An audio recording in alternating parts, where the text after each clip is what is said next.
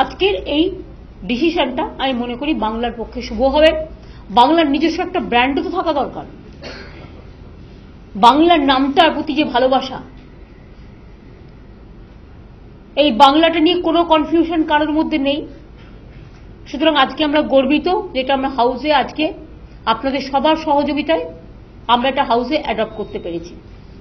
কখনো কখনো সিদ্ধান্ত নিতে হয় স্রোতের জোয়ারে, কেউ গা ভাসায়, কেউ আইসোলেটেড থাকে। যারা সিদ্ধান্ত নিল, সহযোগিতা করলো, তাদের অনেক অভিনন্দন। আর যারা করলো না, তাদের জন্য আমার কোনো দুঃখ নেই। আগামী দিন ইতিহাস তাদের ক্ষমা করবে না, এটা আমি বিশ্বাস করি। এটা তাদের জীবনে একটা কলঙ্কিত হয়ে থাকবে।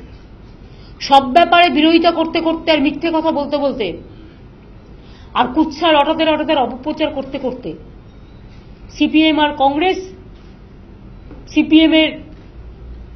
কংগ্রেস আজকে ফ্রন্টাল অর্গানাইজেশনে পরিণত হয়েছে। আমি দুঃখের সাথে বলছি, কংগ্রেস আজকে সিপিএম এর ফ্রন্টাল অর্গানাইজেশনে পরিণত হয়েছে।